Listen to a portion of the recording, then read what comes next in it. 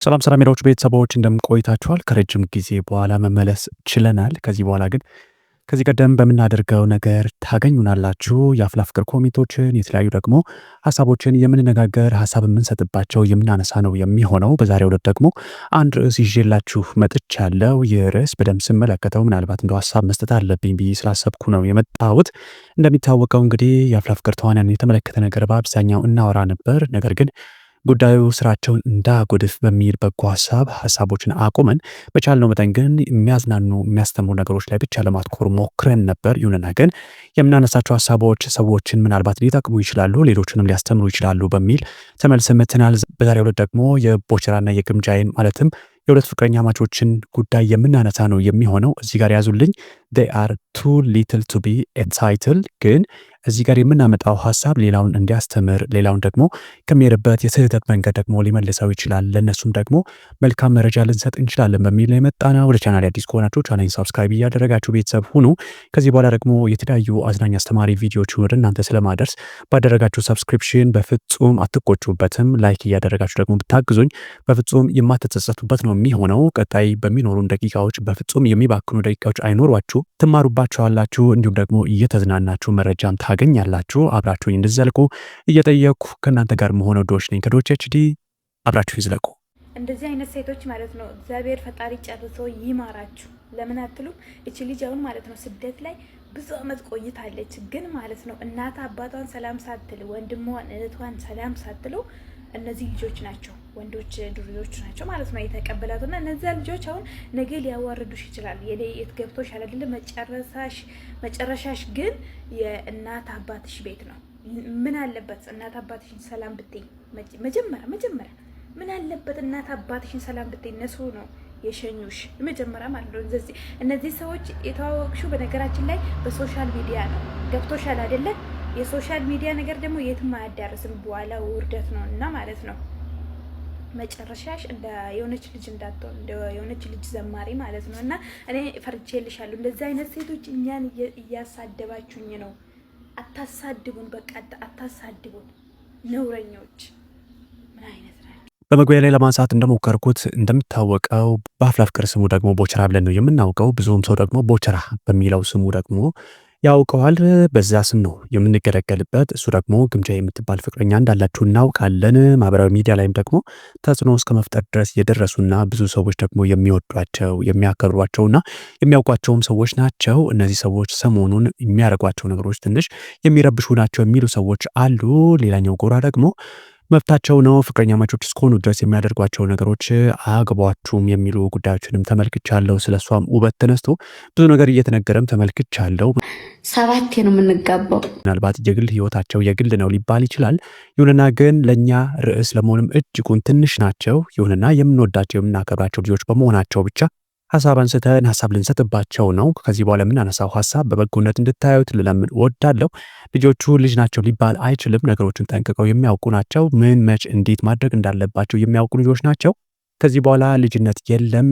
ሰው ፊት ላይ ተደርሶ ታዋቂ ነኝ ከተባለ በኋላና የሚያደርጓቸው ነገሮች ላይ ደግሞ የሚያደርጓቸው ነገሮች የበሰሉ ሰዎች የሚያደርጓቸው ነገሮች እስከሆኑ ድረስ ልጅ ናቸው ብሎ ራስን ማታለል አስፈላጊ አይደለም። ልጆቹ በደንብ አድርገው ምን መች እንዴት ማድረግ እንዳለባቸው ጠንቅቀው የሚያውቁ ሰዎች ናቸው። የሚያደርጓቸው ነገሮች ልጅ ስለሆኑ ብቻ የሚደረጉ ናቸው ተብሎ ሊወሰድ አይገባም። ልጅነት ከዚህ በኋላ እንደሌለ ደግሜ ልነግራችሁ እወዳለሁ።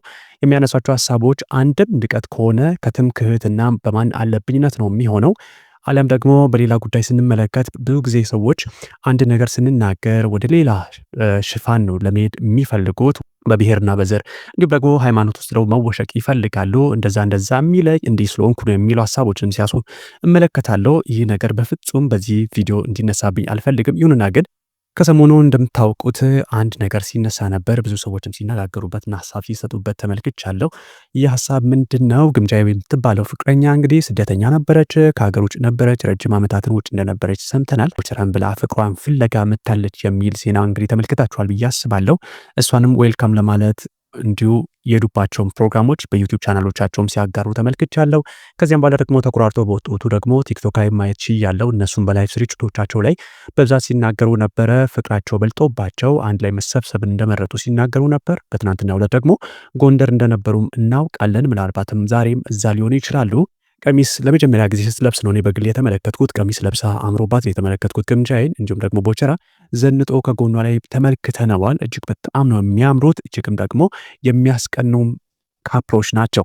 ይሁንና ግን የሚሰሯቸው ነገሮች ደግሞ ልክ ናቸው ወይ ወደሚለው ነጥብ ከመጣን አንዳንድ የሚያደርጓቸው ነገሮች የሚረብሹ ናቸው። ልክ ናቸውም ተብሎ የሚታሰቡ አይደሉም። እንደነገርኳችሁ ግምጃዬ ስደተኛ ነች። ብዙ ዓመታትን ውጭ ላይ የነበረች ሴት ነች።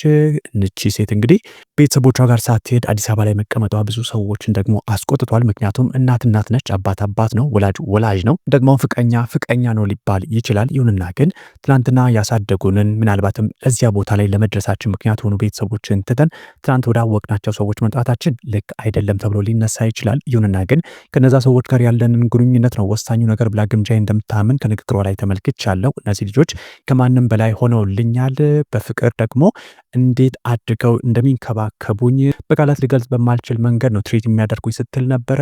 ምናልባትም ደግሞ እስከ ሞት የሚያደርስ ነገር እንኳን ሀፕን ቢያደርግ ላይቭ ላይ መጥቼ በአደባባይ ላይ የማሎክሳቸው ወዳጆቼ ናቸው ስትልም ነበረ። ስሜትም የሚሰጥ ነገር ይመስላል። ይሁንና ግን እናት የምታህል እዚያ እየጠበቀች አባትን የሚያህል በዚያ ተቀምጦ ወንድ ጋር መቀመጡ ልክ ነው ተብሎስ ይታሰባል ወይ? ከሞራል አንጻር እንዴት ትመለከቱታላችሁ?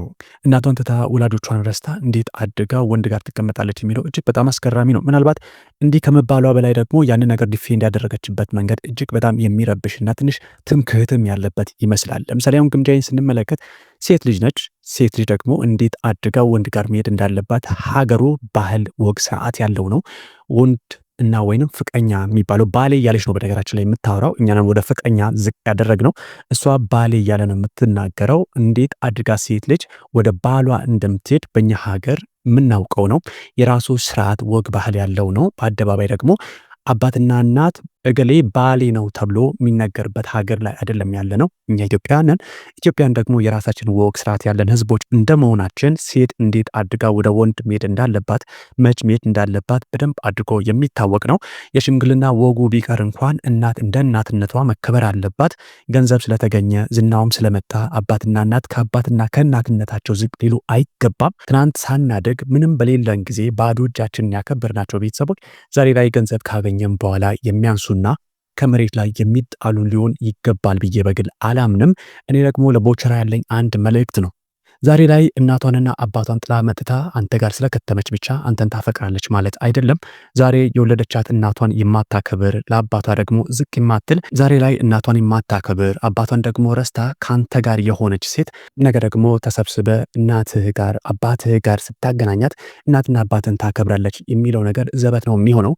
ምክንያቱም የወለዳትን ረስታ አንተ ጋር ነው የከተመችው። ይህ ፍቅር የሙቀት ይሁን ወይንስ የሚቀጥል ፍቅር የማናውቀው ቢሆንም ነገ ላይ ለቁም ነገር ትበቃላችሁ ተብሎ እንኳን ቢታሰብ ዛሬ እናት አባቷን ያላከበረች ነገ አባትህንና እናትህን ታከብራለች ብዬ በግል አላምንም። አንተ ወንድ እስከሆንክ ድረስ እንዴት አድርጋ ይቺ ልጅ ወደ አንተ መምጣት እንዳለባት በደንብ አድርገ ማወቅ ነበረብህ። ቅድምን በመግቢያ ላይ ተናግር ያለው እናንተ ሁለት በጣም ትናንሽ ሰዎች ናችሁ። ርዕሳችን ለመሆን እጅግ በጣም ትናንሾች ናችሁ። ይሁንና ግን ስለምንወዳችሁ ስለምናከብራችሁ በስራዎቻችሁ ስለምንዝናናን ዛሬ ላይ ልንተቻችሁ ሀሳብ ልናነሳ የመጣ ነው። ግምጃዬ እናት አባቷን ባላከበረችበት ማንነቷ አንተን ታከብራለች ብዬ በግል አላምንም። ዛሬ ላይ ደግሞ እናቷን ጥላ አንተ ጋር ገባች ማለት ነገ ላይ እናትን አታብጠለጥልም አታሳንስም ማለት እንዳይደለ በደንብ አድርገህ መገንዘብ ይኖርብሃል። መፈቀር ጥሩ ሊሆን ይችላል። የምታደርጓቸው ምናልባት ይህ መደበኛ ሊባሉ የሚችሉ ነገሮች አሉ። ላይቭ ላይ የምታደርጓቸው የምትናገሯቸው የምትናገሩበት መንገድ የምትሳደቡበት መንገድ ሪያክት የምታደርጉበት መንገድ ስፔሻሊ ቦቸራ የምታደርገው ነገር ትንሽ የሚረብሽ ነው። በግል ነው ወደ እርሱ እንደሚደርስ ስለማወቅ ነው ይህንን የማወራው። እሱ የሚያነሳቸው ሀሳቦች የሚናገርባት መንገድ ብዙ ሰዎች ስለሚወዱት ብቻ በጭፍን የሚነገሩ ነገሮች አሉ። በግል እኔም ማልቀበላቸው የእሱ ንግግሮችም ደግሞ በተደጋጋሚ እመለከታለሁ። ምናልባት እዚህ ጋር ሰብስበን ማምጣቱ ለሰው አሳልፎ እንደ መስጠት ስለሚወሰድ ብቻ የኔ ነጥብ አንድና አንድ ነው። ግምጃዬና እሱ ያላቸው ግንኙነት ይቀጥል ወይንስ ይቋረጥ አናቅም። ቢቀጥል ነገ ለቁም ነገር ቢበቃ እጅግ በጣም ደስ የሚለኝ። ይሁንና ዛሬ እናት አባቷን ያላከበረች ሴት ነገ እናት አባቴን ታከብራለች ብዬ አላምንም።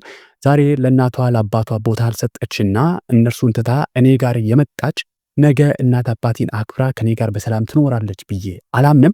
ያንን ነገር ማድረግ ብትችል እንኳን በፍጹም ልታስደስተኝ የምችል አይደለችም።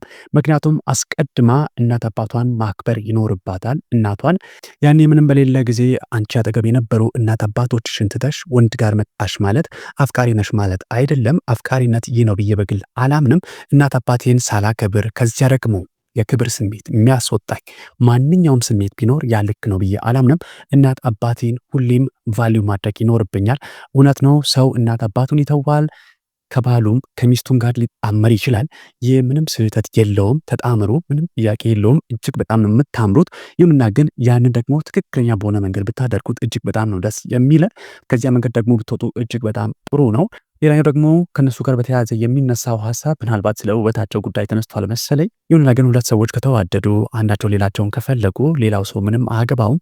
ይህንንም ጣጣ ያመጣው ሁሉንም ነገር አደባባይ ላይ ማድረጋቸው ነው። አደባባይ ላይ ሁሉ ነገራቸው ያለው ዛሬ ላይ ልታይን ያመጣው ነገር ነገ ደብቁኝ እንዳመጣ እጅግ በጣም ስጋት አለኝ። ከዚህ መንገድ ብትወጡ፣ ወላጅ ደግሞ መከበር ባለበት መንገድ ተከብሮ እናንተን ፍቅራችሁን ብትቀጥሉበትን ሁኔታ ብታመቻችሁ ነው እጅግ በጣም ደስ የሚለኝ። ይህ ልክ አይደለም። ወላጅ መከበር አለበት። መከበር ብቻ ሳይሆን የሚገባው ነገር ሊሰጠው የተገባው ነው ብዬ በግል አምናለሁ። እሷም ቤተሰቦቿ ጋር ሄዳ ቤተሰቦቿን ይቅርታ ጠይቃ ታርቃ መመለስ ይኖርባታል ብዬ አስባለሁ። እንዲሁም ደግሞ ሌላኛው እጅግ በጣም የሚረብሸው ነገር ምናልባት ጓደኝነት ነው ሊባል ይችላል።